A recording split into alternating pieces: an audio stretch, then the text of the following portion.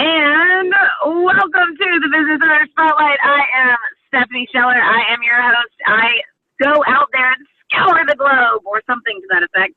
Obviously, I'm scouring today in the car. And I scour the globe for the best people, the best business owners to bring you, because I believe that we can learn from each other. And when we hang out with like-minded, growth-oriented people, it impacts us and it impacts where we go. And so that is what I do with these Business Owner Spotlights. Now, today's guest is a little bit different for me. I haven't done something like this before because usually I'm coming on to these calls not knowing much about the person or their business. This person I know intimately. It's my mother. Anna, welcome to the Business Owner Spotlight. Thanks for having me. I appreciate it. I'm glad to be here. Absolutely. So, obviously I know quite a bit about you and what you do and all that good stuff, but our listeners have no freaking idea. So, what do you do, and how did you get started in that? Well, I actually have two businesses. So the first business is a temporary housing business and real estate investing business. So that is the business. Corporate housing is essentially the business where we provide furnished apartments for businesses, companies that have people working in specific areas. For example, we're working right now on a contract for the Navy in San Diego. So we go in, we rent the apartments, we furnish them, we put in all of the housewares, so like even down to the forks, knives, and spoons that people are using. And we also make sure all the utilities are hooked up, cable TV, internet, and then somebody just pays us one price to take care of all of that for them. So that's one business that came out of a real estate business, and I'll share about that in a few minutes. And then the other business I have, of course, is the one where we work together, sales training and business coaching. And in that business, we also are podcasters. So we share a podcast. And then I actually have my own radio show in which I use that radio show to create content to help people grow their businesses. So yeah, that's how, those are the two businesses. First one, I got started by reading this funny book. Some people may have heard of it, called Rich Dad, Poor Dad by Robert Kiyosaki. And he emphasizes the power of building wealth through real estate investing. So the long and short of it is I leaned over to my husband. We were, how couples do, they're in bed and they're reading their books and not really interacting because they're reading their books. And I lean over to my husband and I go, hey, what do you think about investing in real estate? He goes, oh, that's too risky. And then 2 years later, he read the book. And then he said, hey, what do you think about investing in real estate? And I said, I think that's a great idea. Why don't we do it? So we got started in real estate investing and then discovered a need for short-term apartments in our local area. From there, we ran into some people who taught us how to expand the model with only a little bit of capital. And so we were able to actually expand into Laredo, Eagle Pass. We've been in San Antonio, Uvalde, New York. We are now working in San Diego, California, using that particular model. And I still keep my hand in real estate investing, so I have properties here locally that I'm getting my first taste of commercial real estate investment. So that's kind of an interesting and fun little thing to do. Sales training actually came out of the real estate business because I found out that I was afraid to sell. And I thought you didn't need to sell and be a real estate investor. I thought that was somebody else's job.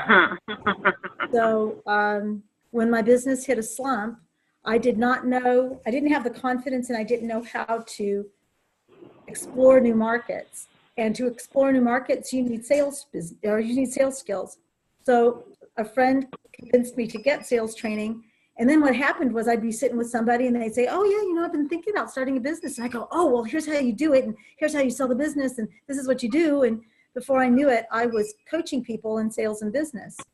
And my mentor at the time said, Anna, you really should think about becoming a sales trainer. And I said, that's really weird because I was just really coming out of having my own business. But we started that, and then you came on board. Probably everybody that's watching this knows your story. And we began the podcast as a conference call, and now we've been running the podcast for over 3 years. We've missed a couple of weeks here and there, but overall we have some pretty solid episodes, and I'm really excited about what's going on with all of that, because taking a new life of its own too.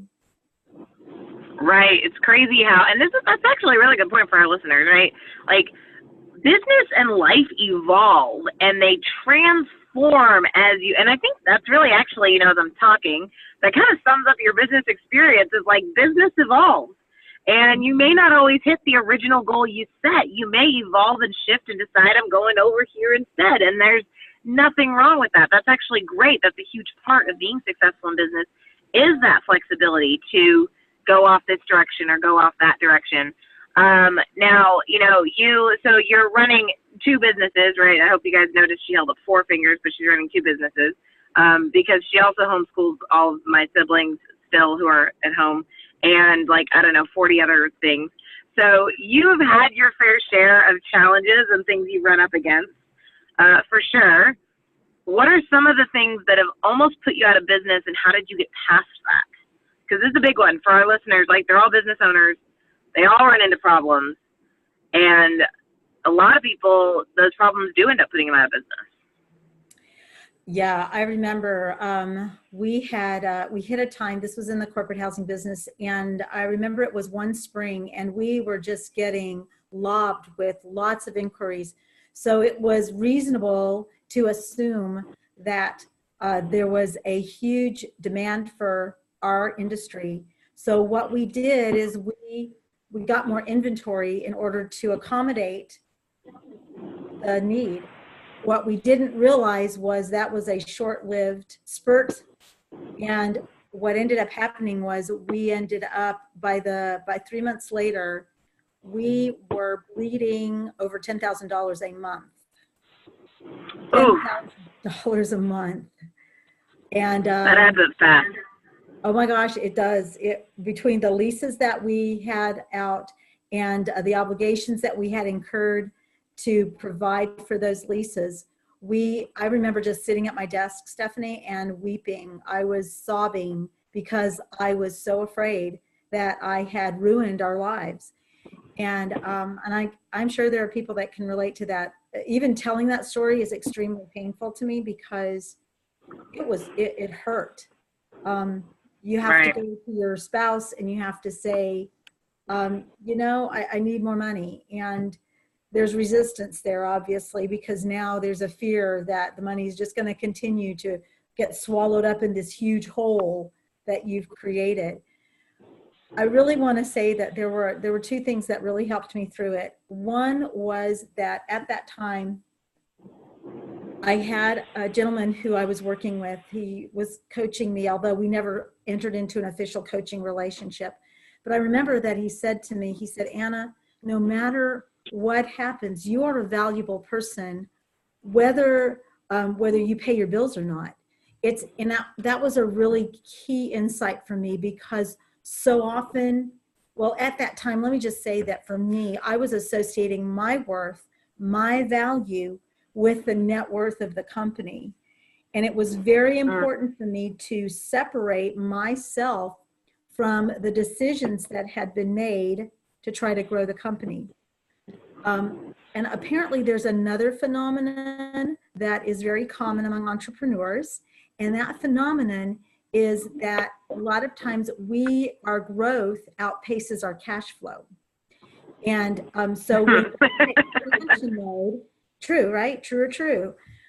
So when we're in expansion mode, the problem is we see the golden goose. The goose hasn't produced any eggs, but we're going to make commitments based on that goose laying the eggs. And so I had done that. Now, what I ended up doing, because of the confidence that this coach gave me, what I ended up doing is I went to my vendors and I said, I was just honest with them. And I said, listen, this is the situation I'm in. I will pay you. Can we do some payments? And then as my cash flow improves, I can give you more and hopefully pay this off early. I will say that I can only think of one vendor who insisted on paying them back right away or sending me to collections. There was only one vendor that way. So I had to borrow some money to pay that person off. But the rest of, everybody's been there. So people were really understanding. It actually took us about a year to come out of that hole. It wasn't easy. And, but the key was that, number one, I had people supporting me. I can't emphasize enough the importance of a coach or a mentor. And it's not because I'm a coach. It's because through coaching, my coaches act as a mirror, but they also act as another set of eyes to look at my situation and say, Anna, you may see it this way, but this is the reality. How are you going to adjust your perception to reality? And by making those adjustments, I was able to negotiate. I was able to really see the possibilities of creating more, because if you believe you can't get out of your hole, you won't. You have to believe that you can, but you have to be willing to do what it takes to get out. And those were the key. And you know, having that coach, also, if you're dealing with someone who's been there, done that, they can be like, yeah, well, this is what I did, and this is what worked, and this didn't work, and here's how I did. Like, it's that forest for the trees. There's so many values. There's so much benefit to having a coach. I've always had a coach in my business. Oftentimes I have 2 or 3 coaches at the same time, usually for different things, right? I don't agree with overlapping. I don't have 2 business coaches. I'll have a public speaking coach and a business coach, right? So I'll have multiple coaches, but they're really, and if your coach is not earning their keep, then fire their butt. Yeah. But no, I think that's a really, really good point, and one that does get kind of skipped over is, and especially as coaches, people tend to be like, oh, of course you tell everybody to have a business coach, right? But like, you know what? The truth of the matter is, we're in business, and without our coaches, I don't think either one of us would be here today.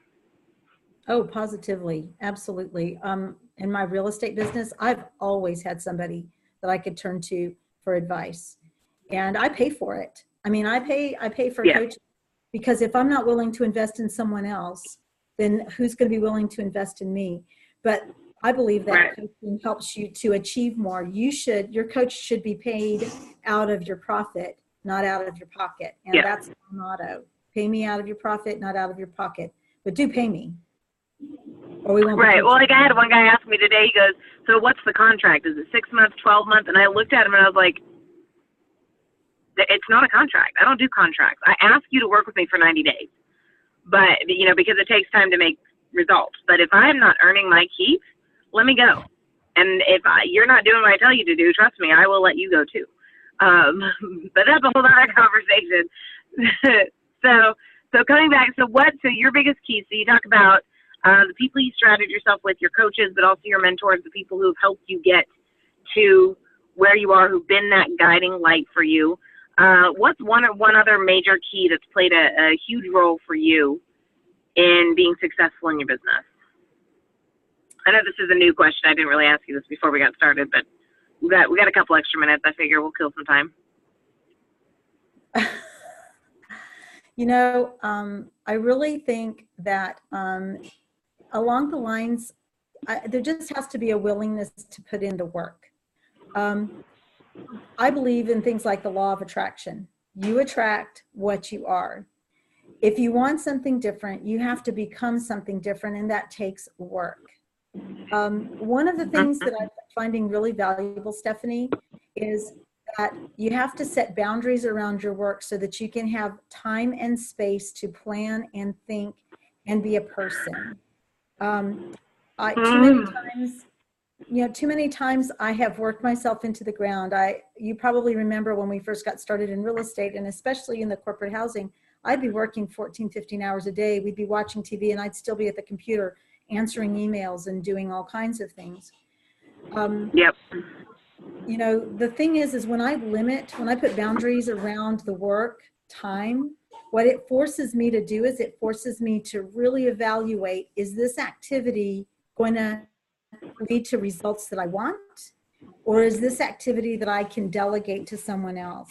And so as entrepreneurs, we have a tendency to be solopreneurs. We do it all ourselves.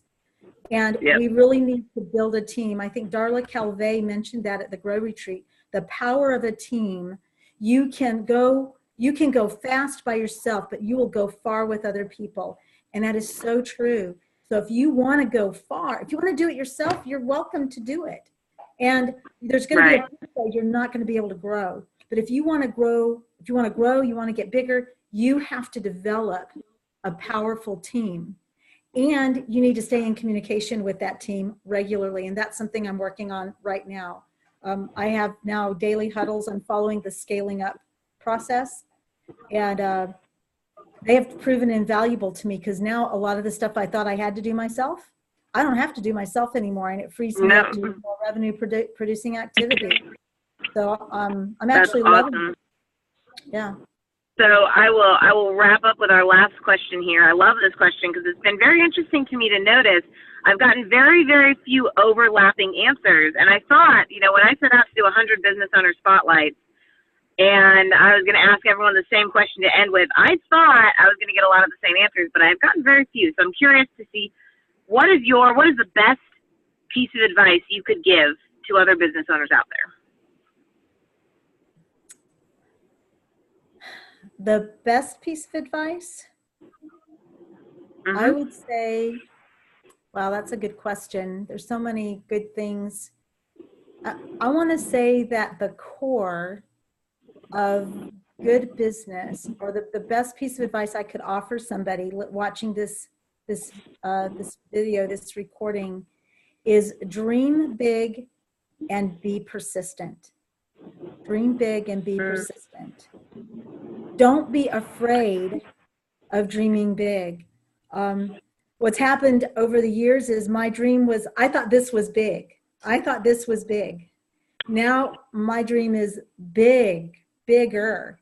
I have very ambitious goals now, and they scare me a little, but not like they would have scared me. But I also realize that to realize those goals, I have to expect that there will be setbacks. I have to expect that there will be turns in the road. I have to expect that there are going to be times that it's going to be great, and there are going to be times that it's going to be like falling through the roof.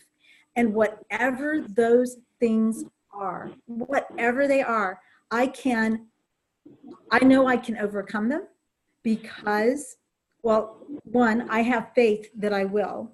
I have faith in a higher power that empowers me as I submit to that higher power, and I believe it's God. But anybody listening to this may have a different opinion. But you have to dream big, because you'll never know what you can accomplish by being small, and you'll never be able to serve the people you are meant to serve if you stay small. But you have to be persistent, and you have to believe you're going to make it. That's my advice. That was awesome. That was, you guys see why she's a public speaker? I mean, seriously, that was great. I don't have anything to say to that, guys. Go out there. You have an amazing life ahead of you. To reiterate all Anna said, you have an impact to make. Go make it.